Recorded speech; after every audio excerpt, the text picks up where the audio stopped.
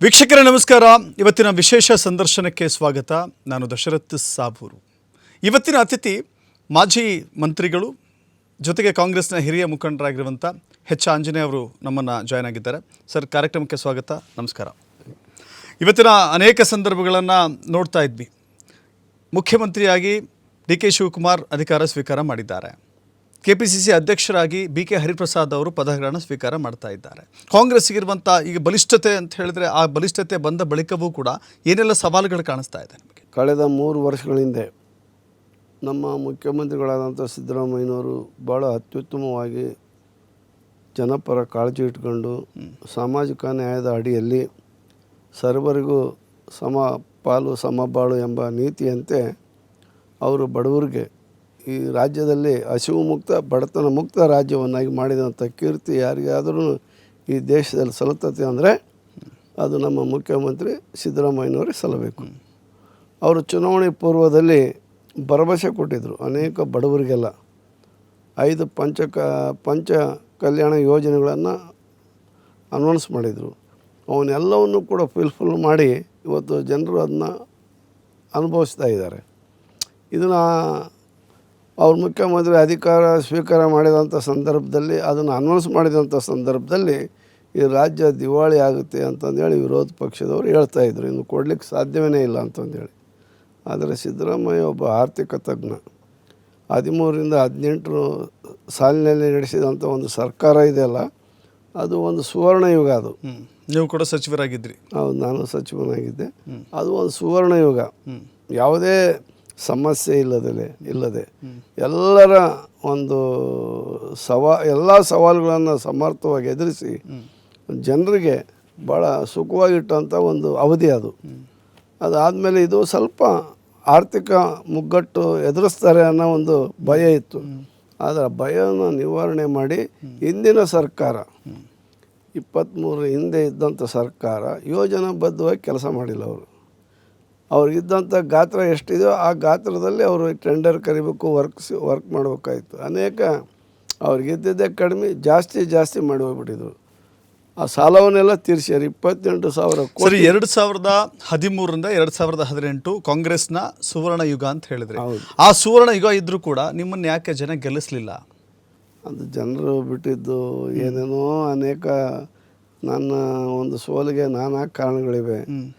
ಅದು ನಿಮ್ಮ ಸೋಲು ಅಂತ ಹೇಳಿಲ್ಲ, ಇಡೀ ಸರ್ಕಾರದ ಮಂತ್ರಿಗಳಾಗಿದ್ದಂಥವರು ಡಜನ್ಗೂ ಹೆಚ್ಚು ಮಂತ್ರಿಗಳು ಅವಾಗ 2018 ಚುನಾವಣೆಯಲ್ಲಿ ಸುವರ್ಣ ಯುಗ ಸರ್ಕಾರ ನೀಡಿದಂಥ ಕಾಂಗ್ರೆಸ್ಸನ್ನು ಯಾಕೆ ಜನ ಕೈ ಹಿಡಿಲಿಲ್ಲ? ಜನಗಳಿಗೆ ಬದಲಾವಣೆ ಬಯಸ್ತಾ ಇರ್ತಾರೆ. ಆಮೇಲೆ ಬೇರೆಯವರ ಅಪಪ್ರಚಾರಗಳು ಅದಕ್ಕೆ ಕಿವಿ ಕೊಡ್ಬಿಡ್ತಾರೆ. ನಂತರ ಮತ್ತೆ ಅವ್ರು ಪಶ್ಚಾತ್ತಾಪ ಪಟ್ಟರು. ನಂತರ ಮತ್ತೆ ಕಾಂಗ್ರೆಸ್ಸನ್ನು ಕೈ ಹಿಡಿದ್ರು. ಜನಗಳ ಮನಸ್ಥಿತಿ ಹೇಳಲಿಕ್ಕಾಗಲ್ಲ. ಆಯಾ ಸಂದರ್ಭದಲ್ಲಿ ಯಾವ್ಯಾವ ಸಮಸ್ಯೆಗಳು ಉದ್ಭವ ಆಗುತ್ತೋ ಆ ಸಮಸ್ಯೆಗಳು ಮತ್ತು ಬೇರೆ ಬೇರೆ ಮಾರ್ಗಗಳಿದ್ದಾವೆ. ಆ ಮಾರ್ಗೋಪಾಯದಲ್ಲಿ ಅವ್ರು ತೆಗೆದುಕೊಳ್ಳುವಂಥ ತೀರ್ಮಾನಕ್ಕೆ ನಾವು ತಲೆಬಾಗಲೇಬೇಕು. ಸಿದ್ದರಾಮಯ್ಯ ಅವರು 5 ವರ್ಷಗಳ ಕಾಲ 13ರಿಂದ 18 ಯಾವುದೇ ಕಪ್ಪು ಚುಕ್ಕೆ ಇರಲಿಲ್ಲ, ಯಾವುದೇ ಭ್ರಷ್ಟಾಚಾರದ ಆರೋಪ ಇರಲಿಲ್ಲ, ಯಾವುದೇ ರೀತಿಯ ಹಗರಣಗಳಿರಲಿಲ್ಲ.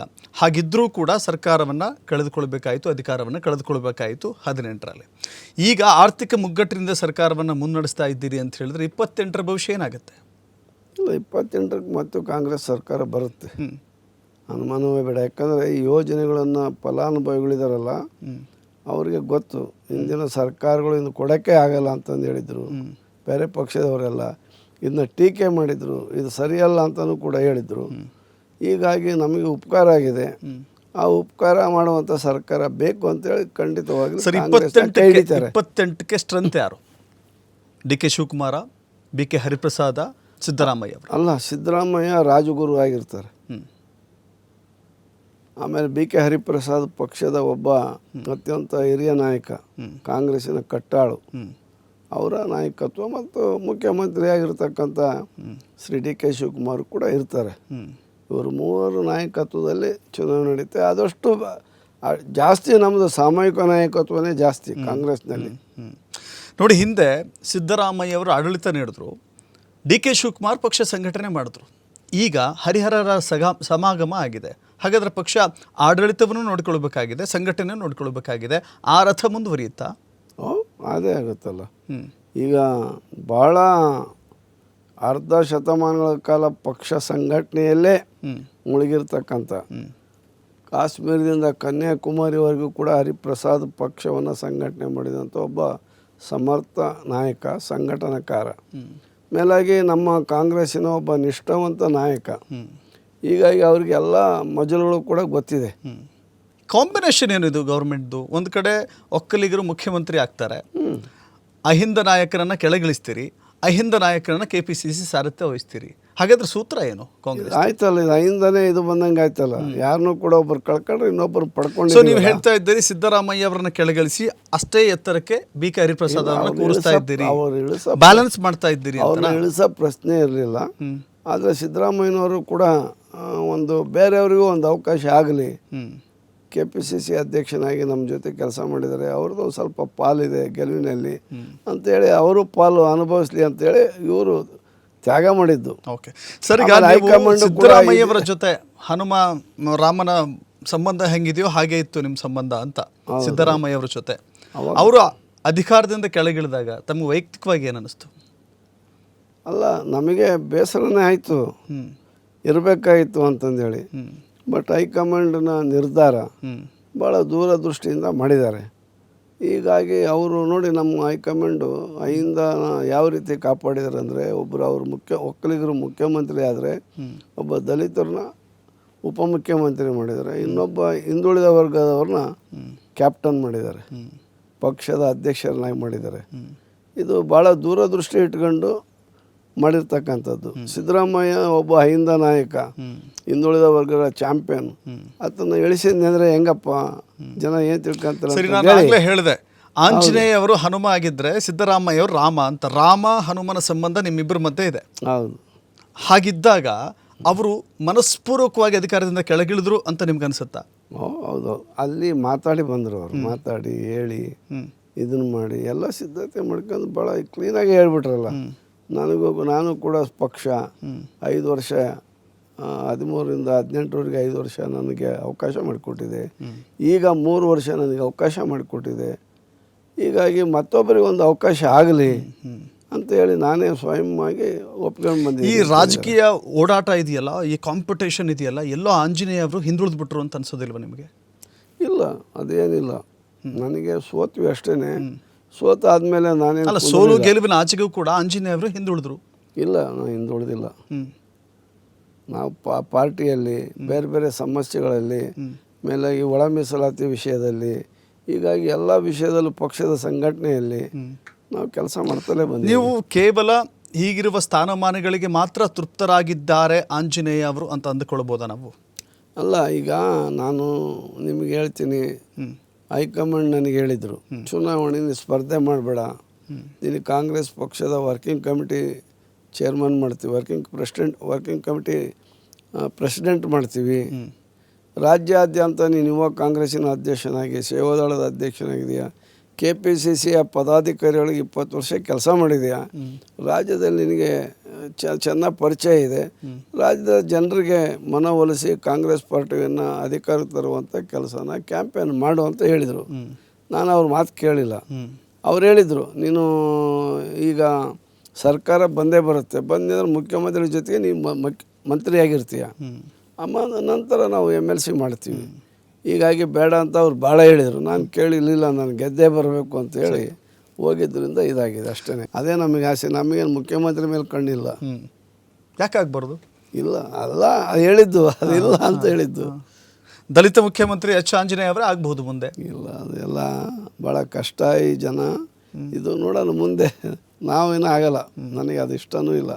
ದಲಿತ ಮುಖ್ಯಮಂತ್ರಿ ಕೂಗು ಇನ್ನೂ ಎಷ್ಟು ಶತಮಾನಗಳ ಕಾಲ ಕರ್ನಾಟಕದಲ್ಲಿರಬೇಕು? ಈಗ ನೋಡಿ, 2008ರಲ್ಲಿ ಮಲ್ಲಿಕಾರ್ಜುನ ಖರ್ಗೆ ಅವರು KPCC ಅಧ್ಯಕ್ಷರಾಗಿದ್ದರು, ನಿಮಗೆ ಗೊತ್ತಿದೆ.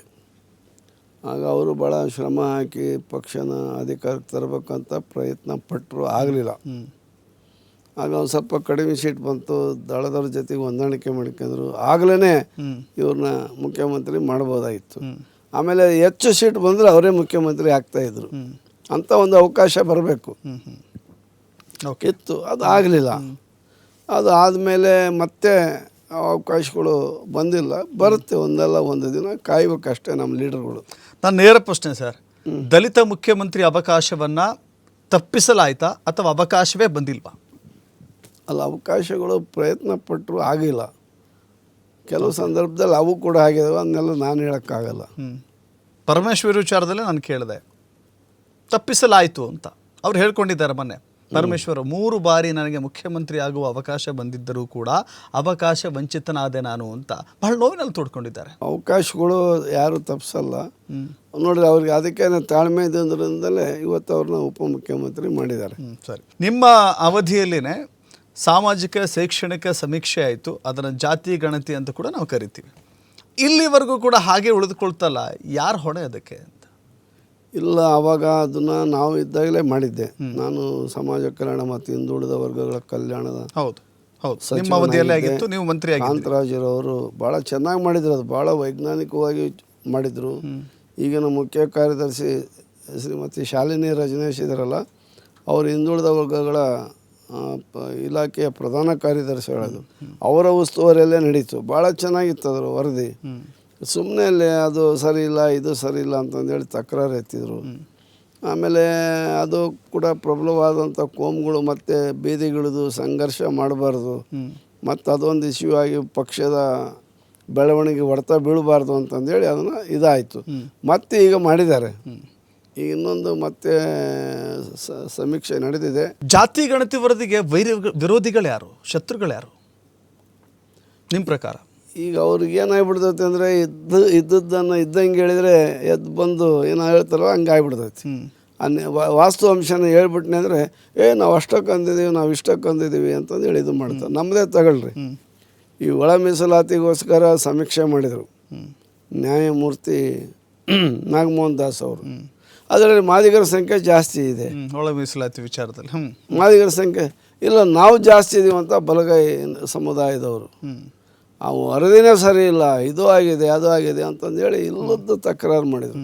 ಆಮೇಲೆ ಯಾವ ವರ್ಗದ ಅವರೇ ಆ ವರ್ಗಕ್ಕೆ ಸೇರಿದ್ದಾರೆ ಮಂತ್ರಿ ಆಗಿದ್ದರು. ಬಲಗೈ ಸಮುದಾಯಕ್ಕೆ ಸೇರಿದ ಮಹದೇವಪ್ಪನವರೇ ಸಮಾಜ ಕಲ್ಯಾಣ ಮಂತ್ರಿ. ಆತನ ನೇತೃತ್ವದಲ್ಲಿ, ಆತನ ಮಾರ್ಗದರ್ಶನದಲ್ಲೇ ನಡೆದಂಥ ಒಂದು ವರದಿ ಅದು. ಆ ಸಮುದಾಯ ಒಪ್ಪಕ್ಕೆ ರೆಡಿಲ್ಲ, ಅದು ಸರಿ ಇಲ್ಲ ಅಂತಂದು ಹೇಳ್ಬಿಟ್ಟು ಇಲ್ಲದ್ದೆಲ್ಲ ತಕರಾರು ಮಾಡಿದರು. ಅದನ್ನೆಲ್ಲ ನಿಮಗೆ ನೋಡಿದಿರಲ್ಲ ನೀವು. ಅದರಿಂದ ಹೀಗೆ ಅವ್ರಿಗೇನ ಅನುಕೂಲ ಆತಂದರೆ ಓಕೆ, ಅನನುಕೂಲ ಆಗ್ತದೆ ಸರಿ ಇಲ್ಲ ಅಂತ ಹೇಳೋದು. ದಲಿತರ ಪ್ರಶ್ನಾತೀತ ನಾಯಕ ಅಂದಾಗ ಒಂದು ದೊಡ್ಡ ಕ್ವಶನ್ ಮಾರ್ಕ್ ಬರುತ್ತೆ. ಹೌದೌದು ಇದೆ. ಆ ಕ್ವಶನ್ ಮಾರ್ಕ್ ತೆಗಿಬೇಕು ಅನ್ನೋದಾದರೆ ಅವರು ದೊಡ್ಡ ಹಸಿಗೆ ತೋರಿಸ್ಬೇಕು, ಉದಾರತೆ ತೋರಿಸ್ಬೇಕು, ಔದಾರ್ಯವನ್ನು ಮೆರಿಬೇಕು. ಹೌದು, ಯಾರು ಕೆಳಗೆ ಈಗ ಬಾಬಾ ಸಾಹೇಬ್ ಅಂಬೇಡ್ಕರ್ ಏನು ಹೇಳಿದರೆ, ಸಂವಿಧಾನ ಏನು ಹೇಳುತ್ತೆ, ಯಾರು ಅವಕಾಶ ವಂಚಿತರಿದ್ದಾರೋ ಅವನಿಗೆ ನ್ಯಾಯ ಕೊಡು, ಅವನು ಕೂಡ ಜೊತೆಗೆ ನೀನು ಕರ್ಕೊಂಡು ಹೋಗು, ಅವನಿಗೂ ಸಮಾನವಾಗಿ ಅವಕಾಶ ಕೊಡು. ನೀನು ಒಬ್ಬನೇ ಮೇಯೋದಲ್ಲ, ನೀನು ಒಬ್ಬನೇ ತಿನ್ನೋದಲ್ಲ, ಅವರು ಕೂಡ ಹಸಿದ್ದಾರೆ, ಅವರಿಗೂ ಕೂಡ ನೀನು ಹಂಚಿ ತಿನ್ನು ಅಂತ ಹೇಳಿರೋದು ಸಂವಿಧಾನ. ಎಸ್, ವಿಶೇಷ ಸಂದರ್ಶನ ಮುಂದುವರಿತಾ ಇದೆ. ಮಾಜಿ ಸಚಿವರಾದಂಥ ಎಚ್ ಆಂಜನೇಯ ಅವರು ನಮ್ಮ ಜೊತೆ ಇದ್ದಾರೆ, ಮಾತುಕತೆ ಮುಂದುವರಿತಾ ಇದೆ. ನಿಮ್ಮ ಮತ್ತು ಬಿ ಕೆ ಹರಿಪ್ರಸಾದ್ ಅವರ ಸಂಬಂಧ ಹೆಂಗಿದೆ? ಬಿ ಕೆ ಹರಿಪ್ರಸಾದ್ ಒಬ್ಬ, ನಾನು ಕೂಡ 75-76ನೇ ಸಾಲಿನಲ್ಲಿ ರಾಜಕೀಯಕ್ಕೆ ಬಂದವನು. ಓಕೆ. ಅಲ್ಲಿ ದಾವಣಗೆರೆ ಸಿಟಿ ಯೂತ್ ಕಾಂಗ್ರೆಸ್ ಕಾರ್ಯದರ್ಶಿ ಪ್ರೆಸಿಡೆಂಟಾಗಿ, ಜಿಲ್ಲಾ ಯುವ ಕಾಂಗ್ರೆಸ್ಸಿನ ಅಧ್ಯಕ್ಷನಾಗಿ, ನಂತರ 89ರಲ್ಲಿ ರಾಜ್ಯ ಯುವ ಕಾಂಗ್ರೆಸ್ಸಿನ ಅಧ್ಯಕ್ಷನಾಗಿದ್ದೆ. ಆಗ ಹರಿಪ್ರಸಾದ್ ಅವರು ಆಲ್ ಇಂಡಿಯಾ ಯೂತ್ ಕಾಂಗ್ರೆಸ್ ಉಪಾಧ್ಯಕ್ಷರಾಗಿರ್ತಾರೆ. ಇಲ್ಲಿ ನನ್ನನ್ನು ಮಾಡೋವಂಥ ಸಂದರ್ಭದಲ್ಲಿ, ನೇಮಕ ಮಾಡೋವಂಥ ಸಂದರ್ಭದಲ್ಲಿ ಭಾಸ್ಕರ್ ಫರ್ನಾಂಡಿಸ್ ಇದ್ರು, ಗೊತ್ತಲ್ಲ ನಿಮಗೆ, ACC ಜನರಲ್ ಸೆಕ್ರೆಟರಿ, ಕೇಂದ್ರದ ಮಾಜಿ ಸಚಿವರು. ಅವರೇ ನನಗೆ ರಾಜಕೀಯ ಗುರುಗಳು. ಒಂದು ಮನೆ ನನಗೆ ದೇವ್ರ ಸಮಾನ ಅಂತ ಹೇಳಿದರೆ ಅತಿಶಯೋಕ್ತಿ ಆಗಲಾರ್ದು. ಅವರು ನನ್ನನ್ನು ಒಂದು ದಿನ ಕರೆದು ಕೇಳಿದ್ರು, ನೀನು ರಾಜ್ಯ ಯುವ ಕಾಂಗ್ರೆಸ್ಸಿನ ಅಧ್ಯಕ್ಷನಾಗಬೇಕು ಅಂತ. ನಾನು ಬೇಡ ಅಂದೆ. ನಾನು ಜಿಲ್ಲಾ ಯುವ ಕಾಂಗ್ರೆಸ್ ಅಧ್ಯಕ್ಷನಾಗಿದ್ದೀನಿ, ಸಾಕು. ಏನಾದರೂ ನಿಮ್ಮ ಮೇಲೆ, ನನ್ನ ಮೇಲೆ ಭಾಳ ಪ್ರೀತಿ ಇದ್ದರೆ, ನನ್ನನ್ನು ಬೆಳೆಸ್ಬೇಕನ್ನೋ ನಿಮಗೇನು ಇದು ಇದೆಯಲ್ಲ, ಇದು ಏನು ನನ್ನ ಮೇಲೆ ತೋರಿಸ್ತಾ ಇರೋ ಅಭಿಮಾನನ, ಒಂದೇನಾದರೂ MLA ಸೀಟ್ ಕೊಡಿ ಯಾವತ್ತಾರ ಒಂದಿನ ಅಂತ ಹೇಳಿದ್ದೆ ಅಷ್ಟೇ. ಇಲ್ಲ ಇದಕ್ಕೆ ಆಗ್ತೀರ ಅಂತಂದೇಳಿ. ಆ ಸಂದರ್ಭದಲ್ಲಿ ಭಾಳಷ್ಟು ಜನ ಇಲ್ಲಿ ಯುವ ಕಾಂಗ್ರೆಸ್ ಅಂದರೆ ಭಾರಿ, ಅವಾಗ ಫೈಟಿಂಗ್ ಜಾಸ್ತಿ ಯುವ ಕಾಂಗ್ರೆಸ್ಗೆ, ಭಾರಿ ಇವರೆಲ್ಲರೂ ಇದ್ದರು, ಘಟಾನುಘಟಿಗಳು. ಅವಾಗ ಪ್ರೇಮಚಂದ್ರ ಸಾಗರ್ ಅಂತಂದೇಳಿ ಇದ್ದರು. ಅವರು ಒಳ್ಳೆಯವರೇ, ಅವರು ಆಗಬೇಕು ಅಂತೇಳಿ ಭಾಳ ಪ್ರಯತ್ನವನ್ನು ಮಾಡಿದರು. ಅಂದಲ್ಲಿ ನನ್ನನ್ನು ನೇಮಕ ಮಾಡಿದರು. ಅವಾಗ ಭಾಳ ವಿರೋಧ, ನಾನು ನೇಮಕ ಮಾಡಿದ್ದಕ್ಕೆ ಇವರೆಲ್ಲ ಇವರು. ಆಗ ಹರಿಪ್ರಸಾದ್ ಅವರೇ ಮಧ್ಯಸ್ಥಿಕೆಯಲ್ಲಿ ನನ್ನನ್ನು ಏರ್ಪೋರ್ಟಿಂದ ಇಲ್ಲಿ ಕರ್ಕೊಂಬಂದು ಆಮೇಲೆ ಇಲ್ಲೆಲ್ಲರನ್ನೂ ಕರೆದು ಆಂಜನೇಯನ ಬೆಂಬಲ ನೀಡಬೇಕು, ಯಾವುದೇ ಇದು ಆಗಬಾರ್ದು ಅಂತಂದೇಳಿ ಆ ಸಂದರ್ಭದಲ್ಲಿ ನನಗೆ ಪೂರ್ಣ ಸಹಕಾರ ಮಾಡಿದಂಥ ವ್ಯಕ್ತಿ. ಅದರ ಜೊತೆಗೆ ಆಮೇಲೆ ಯಾರ್ಯಾರು ವಿರೋಧ ಮಾಡಿದ್ರು ಅವ್ರ ಜೊತೆಗೆಲ್ಲ ನಾವು ಮತ್ತೆ ಪಾರ್ಟಿ ಅಂದಮೇಲೆ ಒಂದು ಅಣ್ಣ ತಮ್ಮ ಇದ್ದಂಗೆ ಅಂಥೇಳಿ ಎಲ್ಲರನ್ನೂ ಕೂಡ ನಾನು ವಿಶ್ವಾಸಕ್ಕೆ ತೆಗೆದುಕೊಂಡು 6 ವರ್ಷ ಈ ರಾಜ್ಯದ ಯುವ ಕಾಂಗ್ರೆಸ್ಸಿನ ಅಧ್ಯಕ್ಷನಾಗಿದ್ದೆ. ಎಲ್ಲ ಸಂದರ್ಭದಲ್ಲೂ ಕೂಡ ಹರಿಪ್ರಸಾದ್ ಆವಾಗ ನಮಗೆ ಮಾರ್ಗದರ್ಶಕರ ಥರ ಇದ್ದರು. ಆಮೇಲೆ ಅವತ್ತಿನಿಂದ ಇವತ್ತಿನವರೆಗೂ ಕೂಡ ಹರಿಪ್ರಸಾದ್ 4 ಬಾರಿ ರಾಜ್ಯಸಭಾ ಸದಸ್ಯರಾದರು, ಇಲ್ಲಿ ಬಂದು ವಿರೋಧ ಪಕ್ಷದ ನಾಯಕರಾದರು ವಿಧಾನ ಪರಿಷತ್ಗೆ. ಆಮೇಲೆದ್ದು ಅನೇಕ ಈ ವಿಚಾರ ಹೇಳಿದ ತಕ್ಷಣ ನನಗೊಂದು ನೆನಪಾಯಿತು. ಏನಂತ ಹೇಳಿದ್ರೆ ವಿರೋಧ ಪಕ್ಷಗಳು ಟೀಕೆ ಮಾಡ್ತಾರೆ, ಹರಿಪ್ರಸಾದ್ ಅವರು ಒಂದೇ ಒಂದು ಚುನಾವಣೆಯನ್ನು ಗೆದ್ದು ಅಧಿಕಾರಕ್ಕೆ ಬರಲಿಲ್ಲ, ಕೇವಲ ಹಿಂಬಾಗಿಲಿನ ಮೂಲಕ ಪ್ರವೇಶವನ್ನು ಪಡೆದುಕೊಂಡಿದ್ದಾರೆ, ಅಂಥವ್ರನ್ನ KPCC ಅಧ್ಯಕ್ಷ ಮಾಡಿದ್ದಾರೆ ಅಂತ. ಅವೆಲ್ಲ ನೋಡಿ, ಅವಕ್ಕೆ ಅಂಬೇಡ್ಕರ್ನೇ 2 ಸರ್ತಿ ಸೋಲಿಸಿರಿ ದೇಶದ ಜನ. ಅವ್ರು ಸೋಲೋ ವ್ಯಕ್ತಿನ? ಕೆಲವಾರು ಕಾರಣಗಳಿದ್ದಾವೆ. ಅಲ್ಲಿ ನಮ್ಮಲ್ಲೂ ಕೂಡ ಕೆಲವರೆಲ್ಲ ಕುತಂತ್ರಗಳಿರ್ತಾರೆ. ಇವ್ರನ್ನ ಬಂದ್ರೆ ಏನಾಗುತ್ತೆ ಏನಂತೇಳಿ ನಮ್ಮವರ ಕುತಂತ್ರದಿಂದಲೂ ಕೂಡ ಅವರು ಸೋಲಿಗೆ ಬಲಿಯಾಗಿರ್ಬೋದು. ಈಗ ನಾನು ಹಂಗಾಗಿದ್ದೀನಿ ಅದನ್ನ ಹೇಳ್ಕೊಳಕ್ಕಾಗಲ್ಲ. ಅದರಿಂದ ಎಲ್ಲಿವರೆಗೂ ಅದಮಿಟ್ಕೋತೀರಿ ಅದನ್ನು ಅಂತ ಬರುತ್ತೆ, ಸಮಯ ಬಂದಾಗ ಹೇಳುತ್ತೀವಿ.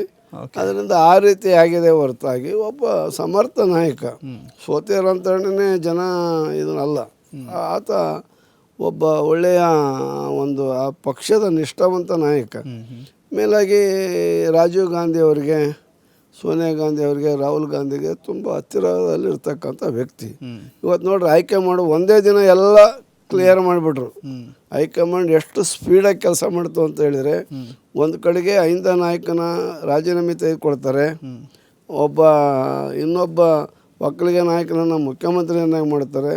ಆಮೇಲೆ ಅದೇ ಸಾಲಿನಲ್ಲಿರ್ತಕ್ಕಂಥ ಐಂದ ವರ್ಗದ ನಾಯಕ ಹರಿಪ್ರಸಾದ್ ಅವ್ರನ್ನ KPCC ಅಧ್ಯಕ್ಷರನ್ನಾಗಿ ಮಾಡ್ತಾರೆ.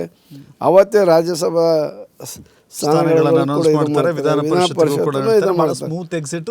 ಹೌದು. ಈಗ ಅದೇ ಥರ ಮುಂದೆನೂ ಕೂಡ ಹಂಗೇನೆ ಅಷ್ಟೇ ಸ್ಪೀಡಾಗಿ ಬಿಡಬೇಕು. KPCC ಪುನರ್ರಚನೆ ಆಗಬೇಕು, ಮಂತ್ರಿಮಂಡಲ ಕೂಡ ತಕ್ಷಣ ವಿಸ್ತರಣೆ ಆಗಬೇಕು. 5 ಜನನ ಇದ್ದಾರೆ ನಾಮಕರಣ ವಿಧಾನ ಪರಿಷತ್ಗೆ, ಅದನ್ನು ಕೂಡ ಆಗಿಬಿಡಬೇಕು. ಮುಂದೆ ಬರುವ ಎಲ್ಲ ಚುನಾವಣೆಗಳನ್ನು ಕೂಡ ಸಮರ್ಥವಾಗಿ ಎದುರಿಸುವಂಥ. ಈಗ ನೂತನ ಮುಖ್ಯಮಂತ್ರಿ DK ಶಿವಕುಮಾರ್ ಅವರ ಜೊತೆ ಒಡನಾಟ ಹೇಗಿದೆ ನಿಮ್ಮದು? ನೋಡಿ, DK ಶಿವಕುಮಾರ್ ಅವರು, ನಾನು ಅಧ್ಯಕ್ಷನಾಗಿದ್ದೆ, ಅವರು ಜಿಲ್ಲಾ ಕಾಂಗ್ರೆಸ್ ಅಧ್ಯಕ್ಷರು, ಬೆಂಗಳೂರು ಗ್ರಾಮಾಂತರ ಜಿಲ್ಲಾ ಯುವ ಕಾಂಗ್ರೆಸ್ಸಿನ ಅಧ್ಯಕ್ಷರು. ಆವಾಗಲೇ ಒಳ್ಳೆಯ ಸಂಘಟನಾಕಾರ, ಭಾಳ ಇದು ಇತ್ತೆಲ್ಲ, ಈ ಸಿನಿಮಾ ಥಿಯೇಟ್ರು ಅದು ಇದೆಲ್ಲ ಇಟ್ಕೊಂಡು. ಸೊ ಆ ದಿನಗಳಿಂದಲೂ DK ಶಿವಕುಮಾರ್ ಅವರನ್ನು ನೀವು ಹತ್ತಿರದಿಂದ ನೋಡಿದ್ದೀರಾ? ಅರೆ, ನಮ್ಮ ಜೊತೆಗೆ ಇದ್ದಂತಾರಲ್ಲ. ನಾನು ಜಿಲ್ಲಾ ಯುವ ಕಾಂಗ್ರೆಸ್ ಅಧ್ಯಕ್ಷನಾಗಿದ್ದೆ. ಆಮೇಲೆ ರಾಜ್ಯ ಯುವ ಕಾಂಗ್ರೆಸ್ಸಿನ ಅಧ್ಯಕ್ಷನಾದೆ. ಅವರು ಜಿಲ್ಲಾ ಯುವ ಕಾಂಗ್ರೆಸ್ಸಿನ ಅಧ್ಯಕ್ಷರಾಗಿದ್ದರು. ಅವರ ಜೊತೆಗೆ ನಾವು 92ವರೆಗೂ ಕೂಡ ನಾನು ಅವರು ಇದನ್ನೇ ಇದ್ದರು, ಜಿಲ್ಲಾ ಅವಾಗಿನಿಂದಲೂ ಕೂಡ ಯುವ ಕಾಂಗ್ರೆಸ್ಸಿನ ಅಧ್ಯಕ್ಷರಾಗಿದ್ದರು. ಓಕೆ ಸರ್, ಈಗ ಪ್ರಿಯಾಂಕ್ ಖರ್ಗೆ ಅವರು ಗೃಹ ಸಚಿವರಾದ ಬಳಿಕ ಒಂದು ದೊಡ್ಡ ವಿವಾದ ಹುಟ್ಟುಕೊಂಡಿದೆ. RSS ನೋಂದಣಿ ವಿಚಾರಕ್ಕೆ ಸಂಬಂಧಪಟ್ಟಂತೆ ಪ್ರಿಯಾಂಕ್ ಖರ್ಗೆ ಅವರು ಹೇಳ್ತಾ ಇದ್ದಾರೆ, RSS ಒಂದು ನೋಂದಾಯಿತ ಸಂಸ್ಥೆಯೇ ಅಲ್ಲ ಅಂತ. ನಿಮ್ಮ ಅಭಿಪ್ರಾಯ ಏನು? ಅವ್ರ ಬಗ್ಗೆ ಜಾಸ್ತಿನೇ ಮಾತಾಡಬಾರ್ದು ಅಂತ ನಾನು. ಯಾಕೆ? ಈಗ ಜನಗಳು ತೀರ್ಮಾನ ಒಂದು ಸರ್ತಿ ನಾವು ಹೇಳ್ಬಿಟ್ಟಿದ್ದೀವಿ, ಇವ್ರು ನೋಂದಾಯಿತ ಸಂಸ್ಥೆ ಅಲ್ಲ, ಹಣ ಸಂಗ್ರಹ ಮಾಡಿದರೆ ಇವರೆಲ್ಲ ಏನೇನು ಮಾಡ್ತಾರೆ ಅಂತಂದು ಹೇಳಿದ್ದೀವಿ. ಹೇಳಿ ಕೈ ಬಿಟ್ಬಿಡ್ಬೇಕು. ಅದು ಏನಾದ್ರೂ ಅದು ಅವ್ರಿಗೆ ಏನು ಹೇಳಿದ್ರು ಕೂಡ ಕೇಂದ್ರ ಸರ್ಕಾರ ಇವ್ರನ್ನ ಏನು ಇದು ಮಾಡಲ್ವಾ? ಯಾವುದೇ ರಾಜ್ಯ ಸರ್ಕಾರ ಬ್ಯಾನ್ ಮಾಡೋಕ್ಕಾಗುತ್ತಾ? ಅವ್ರನ್ನೇನು ಯಾಕೆ ಲೆಕ್ಕ ಕೇಳ್ಬೇಕಲ್ಲ? ಯಾರು ಸಂಗ್ರಹ ಮಾಡಿರ್ತಾರೋ, ಯಾರು ದುಡ್ಡು ಕೊಟ್ಟಿರ್ತಾರೋ ಅವ್ರ ಲೆಕ್ಕ ಕೇಳಿ. ಕಾಂಗ್ರೆಸ್ ಅವರಿಗೆ ವಿರೋಧಿ ಅಥವಾ ರಾಜಕೀಯವಾಗಿ ಶತ್ರು ಅಂತ ಕಾಣಿಸಿಕೊಳ್ಳೋದು RSS BJPನೇ. ಅದರ ಹಿಂದೆ RSS ಇರ್ಬೋದು ಅವ್ರಿಗೆ. RSS ಇಲ್ಲದ BJP ಊಹಿಸ್ಕೊಳಕ್ಕಾಗತ್ತಾ ಇವತ್ತು? ಅಲ್ಲ, ಅದು ಒಂದೇ ನಾಣ್ಯದ 2 ಮುಖಗಳು. ಅವರು ಭಾಳ ಕೇಳಿದೆ ನಾವು ಬರೀ ಅದನ್ನು ಓದ್ಕೊಂಡಿದ್ವಿ. ಅವರೇ ಇವರಿಗೆಲ್ಲ ರಾಜನೀತಿಯನ್ನು ಹೇಳ್ಕೊಡೋದು, ಆ ಮಾರ್ಗಗಳು ಹೇಳ್ಕೊಡೋದು. ಇಲ್ಲಿ ಮೆಡಿಟ್ರ್ ಹೆಂಗೆ ನಿಮಗೆ ಹೇಳ್ತಾರೋ ಹಂಗೆ ಅವ್ರಿಗೆ ಹೇಳ್ತಾರೆ ಅಂತ ಸುದ್ದಿ. ಸೊ ಈ ಕೀಲಿ ಕೊಟ್ಟ ಗೊಂಬೆ BJP ಹಾಗಾದರೆ ಒಂದೊಂದು ಸರ್ತಿ ಹಂಗಿರ್ಬೋದು. ಅದನ್ನ ಒಪ್ಕೊಂತಾರಲ್ಲ ಅವರು ಅದನ್ನ ಒಪ್ಕೊಂತಾರೆ. ಆಂಜನೇಯ ಅವರ ರಾಜಕೀಯ ಜರ್ನಿ ರಾಜ್ಯದಲ್ಲಿನೇ ಇರುತ್ತಾ ಅಥವಾ ಲೋಕಸಭೆಗೂ ಹೋಗುತ್ತಾ ಅಂತ? ನಾನು ಲೋಕಸಭೆಗೆ ಹೋಗೋದಾಗಿದ್ರೆ 91ರಲ್ಲೇ ಹೋಗೋದಾಯಿತು. ಅವಾಗ ರಾಜ್ಯ ಯುವ ಕಾಂಗ್ರೆಸ್ಸಿನ ಅಧ್ಯಕ್ಷರು ಎಲ್ಲರಿಗೂ ಕೂಡ ಕರೆದು ಅವಾಗ ಟಿಕೆಟ್ ಕೊಟ್ಟರು. ರಾಜೀವ್ ಗಾಂಧಿ ಅವರು ನನ್ನನ್ನು ಕೂಡ ಕರೆದರು. ನಾನು ಆವಾಗ ರಾಷ್ಟ್ರದ ರಾಜಕಾರಣದ ನನಗೆ ಇಂಟ್ರೆಸ್ಟ್ ಇಲ್ಲ, ಈ ವೆದರೇ ನನಗೆ ಹಿಡಿಸಲ್ಲ, ಮೇಲಾಗೆ ಭಾಷೆ ಅದೇ ಇದು ನನಗೆ ಇದಾಗಲ್ಲ ಸರ್, ಸಾರಿ ಅಂತ ಹೇಳಿ ಬಂದೆ ನಾನು. ಇದ್ರ ಅವಾಗಲೇ ನಾನು MP ಆಗಿಬಿಡ್ತಾ ಇದ್ದೆ. ಅವತ್ತಿಂದಲೂ ಕೂಡ ಗಿಂಪಿಗೆ ಹೋಗಲ್ಲ. ಮೊನ್ನೆನೂ ಕೂಡ ಒಂದು 2-3 ಸರ್ತಿ ಅವಕಾಶ ಸಿಕ್ತು, ಕೇಳಿದ್ರೆ ಕೊಟ್ಬಿಡೋರು. ಆಮೇಲೆ ಅಷ್ಟೇ ಅಲ್ಲ, ಮೊನ್ನೆ ಚುನಾವಣೆಯಲ್ಲಿ ಸ್ವತಃ ನಮ್ಮ ಕಾಂಗ್ರೆಸ್ನ ಅಭ್ಯರ್ಥಿ BN ಚಂದ್ರಪ್ಪನೇ ಹೇಳ್ಬಿಟ್ರು, ನೀವೇ ನಿಂತ್ಕೊಂಬಿಡ್ರಿ ಅಂತಂದೇಳಿ. ಬರ್ರಿ ನಾನು ಹೇಳ್ತೀನಿ ಅಂದ್ರು. ಬೇಡ ಬೇಡ, ನಾವು ನಿಮ್ಮನ್ನು ಪ್ರೊಜೆಕ್ಟ್ ಮಾಡಿದ್ವಿ, ನೀವೇ ನಿಂತ್ರೆ ನಿಮ್ಗೆ ಗೆಲ್ಲಿಸ್ತೀನಿ ಅಂದ್ವಿ. ಆದರೆ ಅವ್ರು ಸೋತ್ರು ಅಷ್ಟೇ. ಅವರೇ ನನಗೆ ನಿಂತ್ಕೊಂಬಿಡ್ರಿ ಅಂತ ಕೂತ್ಕೊಂಡ್ಬಿಟ್ಟಿದ್ರು. ಸೊ ಹಾಗಾದರೆ 2028ಕ್ಕೆ ನೀವು ಮತ್ತೆ ಹೊಳಲ್ಕೆರೆಯಿಂದ ಸ್ಪರ್ಧೆ ಮಾಡ್ತೀರಿ? ಹೌದು, ಚುನಾವಣೆಗೆ ಸ್ಪರ್ಧೆ ಮಾಡಬೇಕು. ನೋಡೋಣ, ಹೈಕಮಾಂಡ್ ಏನು ಹೇಳುತ್ತೋ ಗೊತ್ತಿಲ್ಲ. ಹೋದ ಸರ್ತಿ ಸ್ಪರ್ಧೆ ಮಾಡಬೇಡ ಅಂತ ಹೇಳಿದರು. ಅವರ ಮಾತಿನ ವಿರುದ್ಧ ಹೋಗಿ ನನಗೆ ಏನೋ ಸ್ವಯಂಕೃತ ಅಪರಾಧ ಮಾಡ್ಕೊಂಡೇನೋ ಅಂತ ಅನ್ನಿಸ್ತಾ ಇದೆ. ಈಗ ಅವ್ರಿಗೇನು ಕೇಳೋಂಗಿಲ್ಲ, ಹೇಳೋಂಗಿಲ್ಲ. ನನಗೆ ಇಲ್ಲಿವರೆಗೂ ಕೂಡ ಕರೆದು ಅವಕಾಶ ಕೊಟ್ಟರು. ನಾನು ಎಲ್ಲೂ ಹೋಗ್ಬಿಟ್ಟು ಬಯಲು ಇಟ್ಕೊಂಡು ನನಗೆ ಕೊಡ್ರಿ ಅಂತ ಕೇಳಿಲ್ಲ. ಏನಲ್ಲ, ನನ್ನ ಬೆಂಬಲಿಗನ ಕರ್ಕೊಂಬಂದು ಶಕ್ತಿ ಪ್ರದರ್ಶನ ಮಾಡಿ ಅಧಿಕಾರ ತಗೊಂಡೋದು ನನಗೆ ಅಭ್ಯಾಸ ಇಲ್ಲ, ಮುಂದೆನೂ ಮಾಡಬಾರ್ದು ಅನ್ನೋದೇ ನನ್ನ ಉದ್ದೇಶ. ಹೈಕಮಾಂಡ್ ಏನು ಹೇಳುತ್ತೋ ಅದು ನೋಡೋಣ. ಆಂಜನೇಯರವರು ಒಂದು ವೇಳೆ ರಾಜಕೀಯದಿಂದ ನಿವೃತ್ತಿ ಪಡೆದ್ರೆ ನಿಮ್ಮ ಕುಟುಂಬಸ್ಥರು ಯಾರಾದರೂ ಮತ್ತೆ ರಾಜಕೀಯಕ್ಕೆ ಬರ್ತಾರಾ? ನೋಡ್ಬೇಕು. ನನ್ನ ಮಗಳೊಬ್ಬಳು ಅಡ್ವೊಕೇಟ್ LLB ಮಾಡಿದ್ದಾಳೆ. ಆಕೆಗೆ ಮುಂಚಿನಿಂದ ರಾಜಕೀಯ ಆಸಕ್ತಿ ಇದೆ. ಅವರು ಬರ್ಬೋದು, ಅವರ ಶಕ್ತಿ ಮೇಲೆ. ಸರ್, ಕೊನೆಯದಾಗಿ ಸರ್, ಸುಮಾರು ಜನ ಹೇಳ್ತಾ ಇದ್ರು ಸಿದ್ದರಾಮಯ್ಯ ಇಲ್ಲದಂಥ ಕಾಂಗ್ರೆಸ್ಸನ್ನು ಉಳಿಸ್ಕೊಳ್ಳೋಕೆ ಸಾಧ್ಯ ಇಲ್ಲ ಅಂತ. ಅಲ್ಲ, ಸಿದ್ದರಾಮಯ್ಯ ಕಾಂಗ್ರೆಸ್ನಲ್ಲೇ ಇದ್ದಾರಲ್ಲ, ಅಧಿಕಾರದಲ್ಲಿ ಇಲ್ಲದಂಥ ಸಿದ್ದರಾಮಯ್ಯ ಅವರನ್ನು ಉಳಿಸ್ಕೊಳ್ಳೋಕೆ ಸಾಧ್ಯ ಇಲ್ಲ ಅಂತ. ಈಗ ಅವರೇ ಹೇಳಿದ್ದಾರೆ, ಮತ್ತೆ ನಾನು ಕಾಂಗ್ರೆಸ್ನಲ್ಲಿ ಸಕ್ರಿಯವಾಗಿ ರಾಜಕೀಯ ಮಾಡ್ತೀನಿ. ಈಗ ನಮಗೆ ರಾಜಗುರು ಇದ್ದಂಗೆ ಯಾರು? ಸಿದ್ದರಾಮಯ್ಯ. ಅದರಿಂದ ಅವ್ರ ನಾಯಕತ್ವನೇ ಇರುತ್ತೆ. ಮತ್ತು ಅವರ ಜೊತೆಗೆ ಈಗ ಅವರು ನಂಬಿರ್ತಕ್ಕಂಥ ನಮ್ಮಂಥವ್ರು ಅನೇಕ ಜನರು ಇದ್ದಾರೆ. ಅವ್ರು ಸುಮ್ಮನೆ ಆಗ್ಬಿಟ್ರೆ ನಮ್ಗೆ ಗೊತ್ತೇನು? ನನ್ನಂಥವ್ರು 100 ಜನ ಇದ್ದಾರೆ ಲೀಡರ್ಗಳು, ಕಾರ್ಯಕರ್ತರು ಲಕ್ಷಾಂತರ ಜನ ಇದ್ದಾರೆ, ಲೀಡರ್ಗಳು. ಚುನಾವಣೆ ಸ್ಪರ್ಧೆ ಮಾಡಿ ಗೆಲ್ಲೋ ಅಂಥ ಮೆಟೀರಿಯಲ್ಗಳು ಎಷ್ಟು ಜನ ಇದ್ದೀವಿ? ಭಾಳಷ್ಟು ಜನ ಇದ್ದೀವಿ. ನಮಗೋಸ್ಕರನಾದ್ರೂ ಕೂಡ ಅವ್ರು ಸಕ್ರಿಯವಾಗಿ ಇರಬೇಕಲ್ಲ, ಅಲ್ವಾ? ಸೊ ಸಿದ್ದರಾಮಯ್ಯವರು ಆಧುನಿಕ ದೇವರಾಜ್ ಅರಸ್ ಅಂತ ಹೇಳ್ತಾರಲ್ಲ, ಅದನ್ನು ನೀವು ಒಪ್ತೀರಾ? ಅಲ್ಲ, ದೇವರಾಜ್ ಅರಸರವ್ರಿಗೆ ಸಿಕ್ಕ ಅವಕಾಶನೇ ಬೇರೆ, ಇವರೇ ಸಿಕ್ಕ ಅವಕಾಶನೇ ಬೇರೆ. ಆಗ ಇಂದಿರಾ ಕಾಲ, ಇಂದಿರಾ ಎಂದರೆ ಇಂಡಿಯಾ, ಇಂಡಿಯಾ ಎಂದರೆ ಇಂದಿರಾ ಅನ್ನೋ ಒಂದು ಕಾಲ. ಅವಾಗ ಗಾಳಿ ಯಾರು ನಿಂತ್ಕೊಂಡ್ರು ಏನು ಕಾಂಗ್ರೆಸ್ಗೆ ಏನು ಅದು ಹೇಳ್ಬಾರ್ದು ಆ ಭಾಷೆ. ಕಾಂಗ್ರೆಸ್ ಅಲ್ಲಿ ಕತ್ತೆ ನಿಂತರೂ ಗೆಲ್ಲುತ್ತೆ ಇಂದಿರಾ ಗಾಂಧಿ ಅವರ ಹೆಸರಿನಲ್ಲಿ ಅಂತ ಹಂಗಿತ್ತು. ಅಂಥ ಒಂದು ಕಾಲ ಅದು. ಗೊತ್ತಾ, ದೇವರಾಜ್ ಅರಸಿನ ಬಹುಸಂಖ್ಯಾತ ಸಂಖ್ಯೆಯನ್ನು ಹೊಂದಿರತಕ್ಕಂಥ ಜಾತಿಯ ಬಲ ಇರ್ತಕ್ಕಂಥ ನಾಯಕನಲ್ಲ. ಅವಾಗ ಜಾತಿ ಇರಲಿಲ್ಲ, ತತ್ವ ನೀತಿ ನಿಷ್ಠೆ ಇತ್ತು. ಅಂದರೆ ಆ ಒಂದು ಎತ್ತರವಾದಂಥ ವ್ಯಕ್ತಿ ಇಂದಿರಾ ಗಾಂಧಿಯವರ ಕಾರ್ಯಕ್ರಮಗಳನ್ನು ಈ ರಾಜ್ಯದಲ್ಲಿ ಚಾಚು ತಪ್ಪದೆ ಅನುಷ್ಠಾನಕ್ಕೆ ತಂದು ಆತ ಒಬ್ಬ ಗಟ್ಟಿ ನಾಯಕನಾದ. ಸರಿಗೆ ಮೊನ್ನೆ ಚಿತ್ರದುರ್ಗದಲ್ಲಿ ಈ ಹಿಂದೆ ಸಿದ್ದರಾಮೋತ್ಸವ ಮಾಡಿದರು, ಅದೇ ರೀತಿಯಲ್ಲಿ ಯಡಿಯೂರಪ್ಪನವರ ಅಭಿಮಾನೋತ್ಸವ ಮಾಡಿದರು. ಎರಡೂ ಕಾರ್ಯಕ್ರಮಗಳ ಹೋಲಿಕೆ ಮಾಡಿಕೊಂಡ್ರೆ ನಿಮಗೇನು ಅನ್ನಿಸ್ತಾ ಇತ್ತು? ಅದು ಭಾಳ ಐತಿಹಾಸಿಕ ಸಮಾರಂಭ. ಅದು ನಮ್ಮ ಚುನಾವಣೆಯ ಫಲಿತಾಂಶದ ದಿಕ್ಸೂಚಿ ಆಗಿಬಿಡ್ತು. ಸ್ವತಃ ರಾಹುಲ್ ಗಾಂಧಿಯವರೇ ಬಂದು ಕಾರ್ಯಕ್ರಮ ನೋಡಿದ್ರಲ್ಲ, ಅಲ್ಲಿ ಹಾಕಿದಂಥ ಚೇರ್ಗಳು ಮಧ್ಯರಾತ್ರಿಯಲ್ಲಿ ಭರ್ತಿಯಾಗಿದ್ವು. ಇವ್ರು ಗಂಟೆ ಕಾಯ್ಬೇಕಾಯ್ತು, ಇವ್ರು ಚೇರ್ ಕಾಯೋಕ್ಕೆ. ಎಲ್ಲ ಕಡೆಯಿಂದ ರಾತ್ರಿನೇ ಬಂದು ಕೂತು ಮನೆಗೆ ಬಿಡೋದ್ರ ಅಲ್ಲಿ. ಎಲ್ಲ ಚೇರು ಫುಲ್ಲು ಮಧ್ಯರಾತ್ರಿಯಲ್ಲೇ. ಇನ್ನು ಬೆಳಗ್ಗೆ 11 ಗಂಟೆ 10:30 11 ಗಂಟೆಗೆ ಅಂತ ಹೇಳ್ತೀವಿ. ಯಾರು ಬಂದವರೆಲ್ಲ ಇತ್ಲಾಗ 15 ಕಿಲೋಮೀಟ್ರು, ಅತ್ಲಾಗ 15 ಕಿಲೋಮೀಟ್ರು, ಸುತ್ತ 40 ಕಿಲೋಮೀಟ್ರು ಪೂರ್ಣ ಸ್ತಬ್ಧ, ಎಲ್ಲಿ ಓಡಾಡೋಕ್ಕೆ ಜಾಗ ಇಲ್ಲ ಏನಲ್ಲ. ಅಷ್ಟು ಲಕ್ಷಾಂತರ ಜನ ಸೇರಿದರು. ಅಂಥ ಒಂದು ಕಾರ್ಯಕ್ರಮ ಇಂಡಿಯಾ ದೇಶದಲ್ಲಿ ಎಲ್ಲೂ ಒಬ್ಬ ಮುಖ್ಯಮಂತ್ರಿಗೆ ಬರ್ತ್ಡೇ ಆಗಿರೋ ಕಾರ್ಯಕ್ರಮ ಇಲ್ಲ, ಆಗೋದು ಇಲ್ಲ. 2028ಕ್ಕೆ ಸಿದ್ದರಾಮಯ್ಯ ಅವರು ಸ್ಪರ್ಧೆ ಮಾಡ್ತಾರಾ ಅಂತ ನೋಡಬೇಕು, ಹೇಳೋಕ್ಕಾಗಲ್ಲ. ಹೈಕಮಾಂಡ್ ಏನಾದ್ರೂ ಅವ್ರನ್ನ ಮನವೊಲಿಸಿ ಸ್ಪರ್ಧೆ ಮಾಡಿರಿ ಅಂತಂದು ಹೇಳಿದ್ರೆ ಹೇಳ್ಬೋದು, ಅಥವಾ ನಾನು ನಿಲ್ಲಲ್ಲ ಅಂತ ಅವರೇ ಭಾಳ ದೃಢವಾಗಿ ಹೇಳಿಬಿಡಿದ್ದಾರೆ. ನಾನು ನಿಲ್ಲಲ್ಲ, ಎಲ್ಲರನ್ನೂ ಯಾರು ಇದ್ದಾರೋ ಅವ್ರನ್ನೆಲ್ಲ ಕೆಲಸ ಮಾಡ್ತೀನಿ, ಕಿಂಗ್ ಮೇಕರ್ ಆಗಿರ್ತೀನಿ ಅಂತ. ಸೊ ರಾಜಗುರು ಅವರ ಕೃಪಾಶೀರ್ವಾದದಲ್ಲಿ ಸರ್ಕಾರ ಸುಗಮವಾಗಿ ಸಾಗುತ್ತೆ, ಗುರಿ ತಲುಪುತ್ತೆ ಅಂತ ನೀವು ಹೇಳ್ತಾ ಇರ್ತೀವಿ. ಸಾಗಲೇಬೇಕು, ಗುರಿ ತಲುಪಲೇಬೇಕು. ರಾಜ್ಯದ ಭವಿಷ್ಯದ ದೃಷ್ಟಿಯಿಂದ, ಅಭಿವೃದ್ಧಿಯ ದೃಷ್ಟಿಯಿಂದ ಕಾಂಗ್ರೆಸ್ನ ನಂಬಿ ಲಕ್ಷಾಂತರ ಜನ ಮತ ಹಾಕಿದ್ದಾರೆ. ಆಮೇಲೆ ಅವರ ಒಂದು ಅವ್ರ ಕಣ್ಣೀರು, ಯಾರು ಕಷ್ಟದಲ್ಲಿದ್ದಾರೋ ಅವರ ಕಣ್ಣೀರು ಒರೆಸುವಂಥ ಕೈ ಸರ್ಕಾರ, ಕಾಂಗ್ರೆಸ್ ಸರ್ಕಾರ. ಆ ಕೆಲಸನ ಅವ್ರ ಮೂಲಕ ಇವ್ರು ಮಾಡಿಸ್ಬೇಕು. ಕಾಂಗ್ರೆಸ್ ಕೈಗೆ ಗ್ಯಾರಂಟಿಗಳು ಅನ್ನೋದು ತುಂಬ ಭಾರ ಆಗಲಿಲ್ವಾ? ಅಲ್ಲ, ಅವಶ್ಯಕತೆ ಇತ್ತಲ್ಲ. ಬಡತನ, ಬೆಲೆ ಏರಿಕೆ ಜಾಸ್ತಿ ಆಗಿಬಿಡ್ತು. ಆಮೇಲೆ ಸಂಸಾರನ ನಿಭಾಯಿಸೋದು ಆ ಮಹಿಳೆಯರಿಗೆ ಪಾಪ ಕಣ್ಣೀರು ಹಾಕ್ತಾಯಿದ್ರು. ಅವ್ರು ಕಣ್ಣೀರು ಒರೆಸಿ ತಗೊಳಮ್ಮ ಅಂತಂದು ಹೇಳೋಕ್ಕೆ ಒಡಲಲ್ಲಿ 2,000 ರೂಪಾಯಿ ಇಟ್ಟಿದ್ದಾರೆ. ಅದು ನೇರವಾಗಿ ಆಕೆ ಬ್ಯಾಂಕಿಗೆ ಹೋಗುತ್ತೆ. ಎಷ್ಟೋ ಜನ ನಾನಾ ಹಣನ ಫೀಸ್ ಕಟ್ಕೊಂಡಿದ್ದಾರೆ, ಬೇರೆ ಬೇರೆ ಏನೇನೋ ಮಾಡ್ಕೊಂಡು ಮಕ್ಕಳು ಓದಿಸಿದ್ದಾರೆ. ಆಮೇಲೆ ನಾವು ಕೂಡ ಅಕ್ಕಿ ಅನ್ನನೂ ತಗೊಂಡು ಗಂಡ ಮತ್ತು ಹೆಂಡತಿ ಮಕ್ಕಳೆಲ್ಲ ದುಡಿದು ಸ್ವಲ್ಪ ಅವ್ರಿಗೆ ಸಹಾಯ ಆಗಿದೆ. ಇದು ಪಂಚ ಗ್ಯಾರಂಟಿಗಳು ಅಂತ ಹೇಳಿದ್ರೆ ಕಾಂಗ್ರೆಸ್ಗೆ ಕುದುರೆಗೆ ಕಟ್ಟಿರುವಂಥ ಗಾಳದ ರೀತಿಯಲ್ಲಿ ಕಾಣಿಸ್ತಾ ಇದೆ. ಪಂಚ ಗ್ಯಾರಂಟಿಗಳ ಹೊರತಾಗಿ ಏನೂ ಕಾಣಿಸೋದಿಲ್ಲ, ಅಭಿವೃದ್ಧಿ ಶೂನ್ಯ ಆಗಿದೆ ಅಂತ. ಇಲ್ಲ, ಅಭಿವೃದ್ಧಿ ಏನಿಲ್ಲ, ಆಗಿದೆಯಲ್ಲ, ಎಲ್ಲ ಕಡೆಗೆ ಆಗ್ತಾ ಇದೆಯಲ್ಲ, ಯಾವುದೂ ನಿಂತಿಲ್ಲ ಅಭಿವೃದ್ಧಿ. ಅದಕ್ಕೆ ಬೇಕಾಗಿರೋಷ್ಟು ಹಣನೂ ಕೂಡ ಹೊಂದಾಣಿಕೆ ಮಾಡಿದ್ದಾರೆ.